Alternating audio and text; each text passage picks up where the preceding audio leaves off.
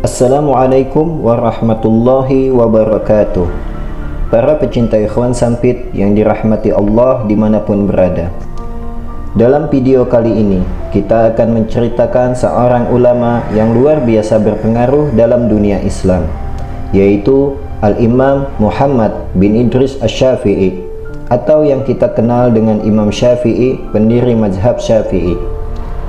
Sebelum kita lanjutkan, mari like, share, dan subscribe channel ini sehingga kami terus berkembang memberikan informasi dan cerita-cerita yang bermanfaat. Imam Syafi'i memiliki nama lengkap Muhammad bin Idris bin Abbas bin Utsman bin Syafi'i bin Sa'ib bin Ubaid bin Abdul Yazid bin Hasim bin Abdul Muttalib bin Abdul Manaf. Beliau lahir di Gaza, Palestina. Riwayat lain mengatakan lahir di Asqalan, perbatasan dengan Mesir, pada tahun 150 Hijriah.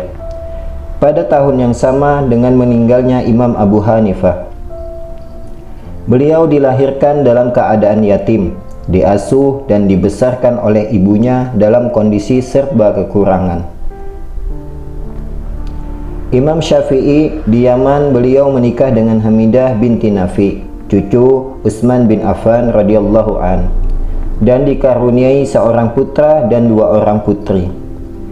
Para pecinta ikhwan sampit yang Allah muliakan, beliau dikenal sebagai anak yang sangat cerdas. Pada usia 7 tahun sudah dapat menghafal Al-Quran. Kemudian beliau pergi ke kampung Bani Huzail untuk mempelajari sastra Arab dari Bani Huzail yang dikenal halus bahasanya. Sampai suatu ketika beliau bertemu dengan Muslim bin Khalid Az-Zanji yang menyarankan agar beliau mempelajari ilmu fikih. Imam Syafi'i kemudian berguru kepada Imam Muslim bin Khalid Al-Janzi, yaitu mufti Mekah. Pada usia 10 tahun Imam Syafi'i sudah hafal kitab Al-Muwatta karya Imam Malik. Pada usia 13 tahun, bacaan Al-Quran Imam Syafi'i sangat merdu, mampu membuat pendengarnya menangis tersedu-sedu.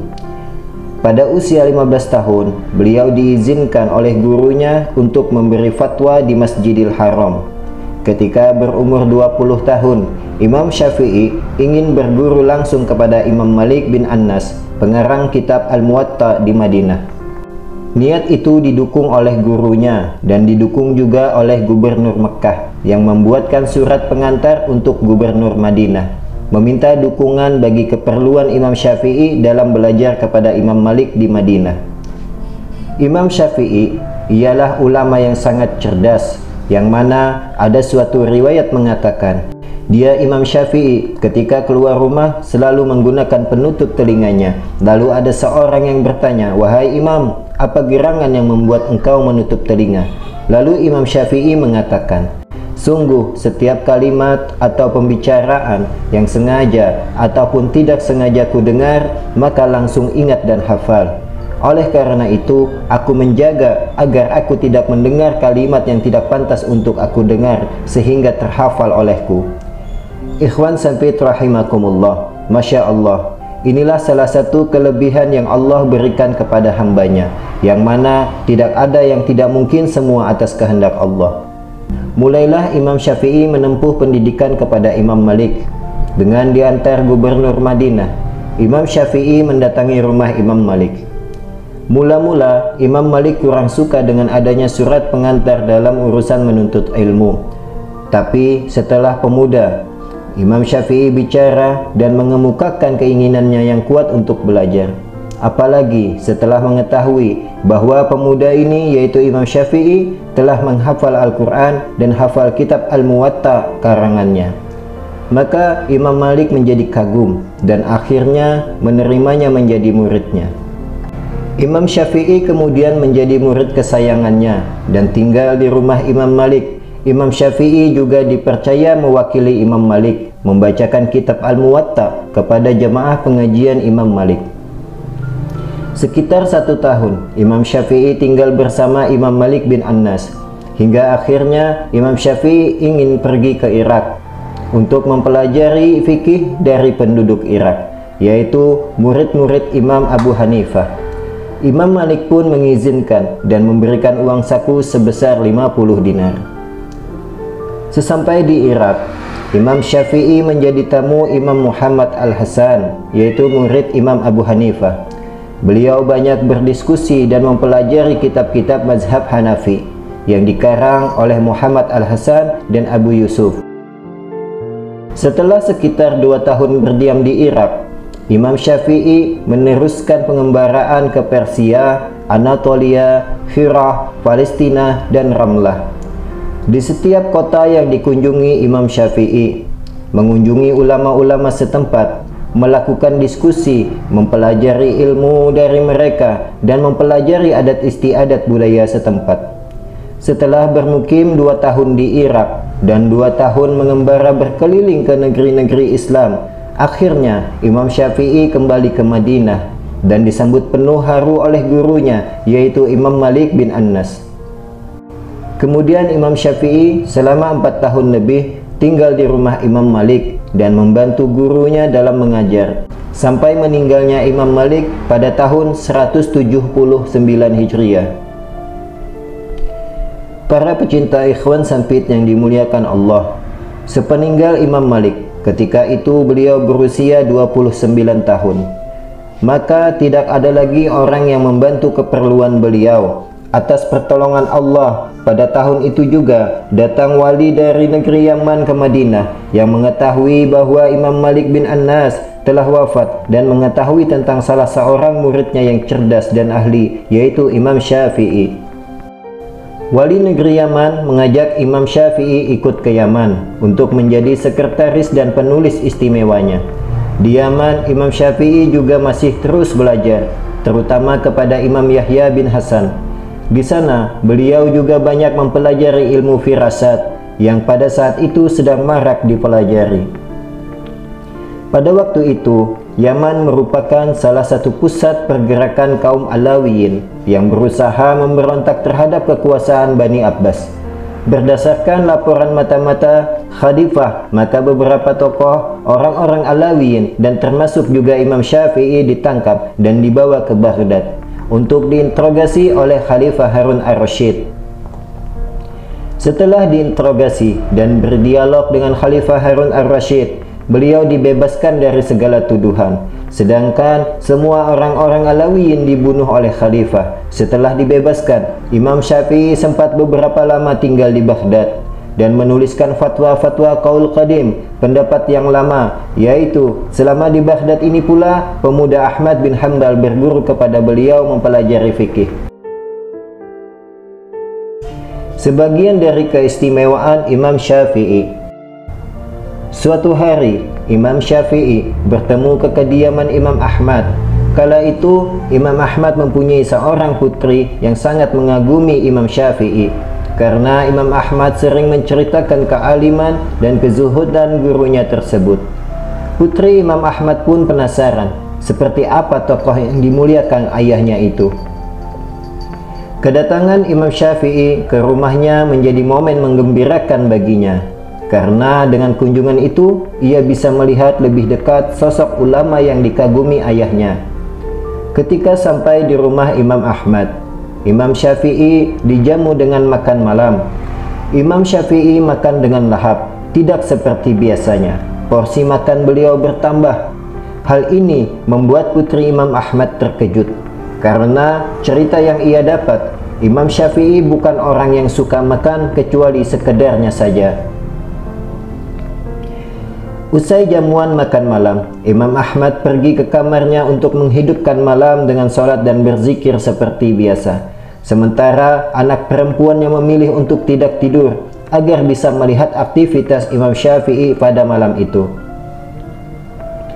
Malam itu Imam Syafi'i berbaring di kamar yang disediakan hingga waktu subuh tiba.